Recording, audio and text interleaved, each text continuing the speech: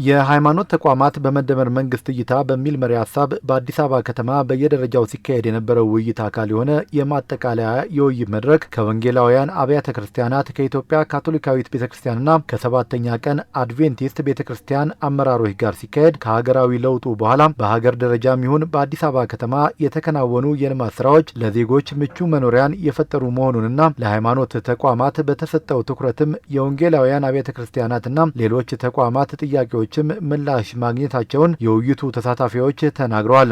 የዜጎችን ጥቅም የምታስከብር ለዜጎች ምቹ የሆነች ሀገር ሆናልናለችና ይህንንም ደግሞ እግዚአብሔር ስለረዳችሁ በእናንተ አመራር መልካም ነገር ላይ ነው ያለነውና እናመሰግናለን። ከዚህ በፊት ወንጌላውያን ማህበረሰብ የራሳቸው ይዞታ ሊኖራቸው ይቅርና ተከራይተው በሚያመልኩበት ቦታ እንኳን በነጻነት ለማምለክ የምንቸገርበት ሁኔታ የቅርብ ጊዜ ትውስታችን ነው። ያ ሁሉ አልፎ በነጻነት ማምለካችን እንደተጠበቀ ሆኖ እንዲሁም ደግሞ የራሳችን የቤተ እምነቶች ይዞታ በስማችን እንዲኖረን የምታደርጉት ተጋድሎ በእኛ ፊት የሚናቅ አይደለም፣ ትልቅ ስፍራ የምንሰጠው ነው። በጣም እናመሰግናለን። በዛም ረገድ እኔ እንደዚህ አይነት ጉባኤ እንደዚህ አይነት ዘመን እንደዚህ አይነት ጊዜ አያለው ብዬ አስቤ አላቅም። እኔ በኃይለ ሥላሴ ዘመን በስደት አሳልፌያለሁ። በደርግ ዘመን ተሰቅዬ ተገርፌያለሁ። የውስጥ እግሬ እንደገና አዲስ ቆዳ ነው ያበቀለው። በእስር ቤቶች ውስጥ ብዙ ጊዜ አሳልፌያለሁ። ዛሬ እነዚህን ሰዎች እግዚአብሔር ሰጥቶን በዚህ አደባባይ በእንዲህ አይነት ሁኔታ መቀመጥ ለኔ ትልቅ እድል ነው። ዳግም እንደተወለድኩ ነው የሚቆጥረው። መሬትም ተቀብለን ለመሬትም ያለው አመለካከት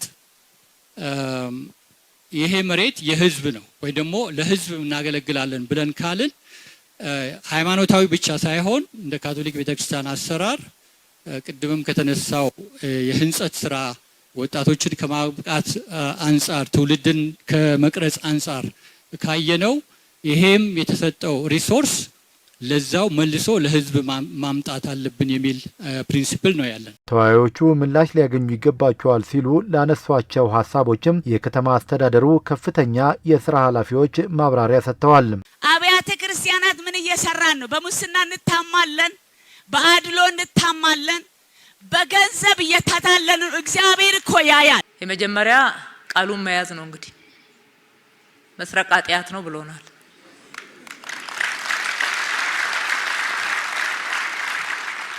እናንተ ጋር ሙስናን 100% ካላስወገዳችሁ ለኛ እንዴት ትመክሩናላችሁ? ከየት እናምጣቸው? እነኚህ የሚሰርቁትን እናንተንም ጭምር ጉቦ የሚጠይቁትን በሚገባ እናውቃለን። በመንግስት ቤትም በቤተ እምነቶችም ፈተና እንደሆነ መረጃዎች አሉ። እናንተ ስላላችሁት ብቻ አይደለም አሉ። ጣልቃ ስለማንገባ እንጂ ተቋሞቻችሁ ከጠነከሩ መታገል ያስፈልጋል፣ መጽዳት አለበት።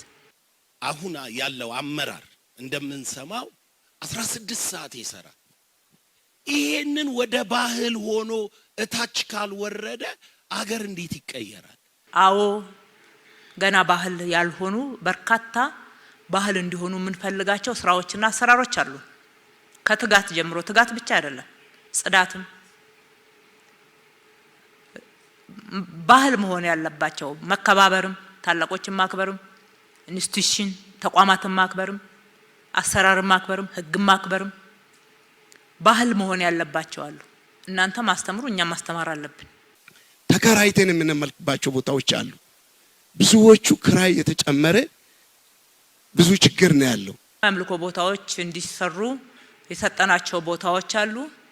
እነኛ ቦታዎች አንደኛ በወሰዳችሁት ቦታ ላይ ከተማውን የሚመጥኑ ስራዎች ይሰሩ። አትስሩ ቆርቆሮ በቆርቆሮ ለምን?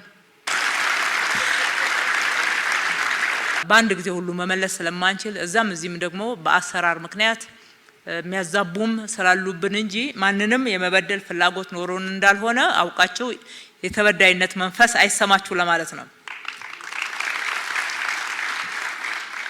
ያለን አቅርቦት ከፍላጎቱ ጋር ላይጣጣም ይችላል።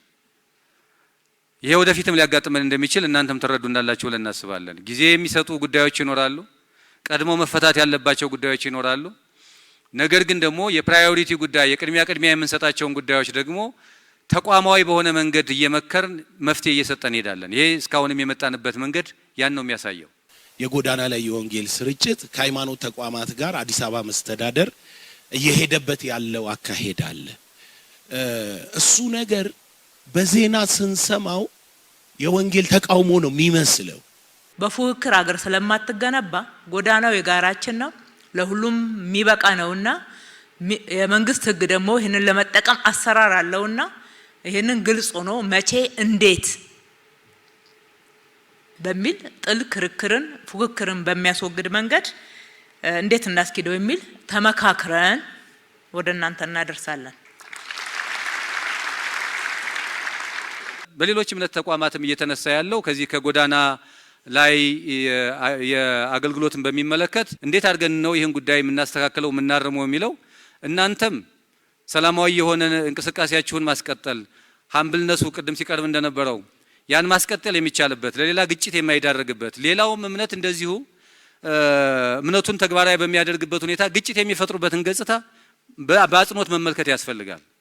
በህግ መመራት የምንለው በጋራ ያደረግናቸው ወደ ህግ የወሰድናቸውን ጉዳይ አይቶ በዚያ ልክ ተግባራዊ ለማድረግ መንቀሳቀስ ያስፈልጋል።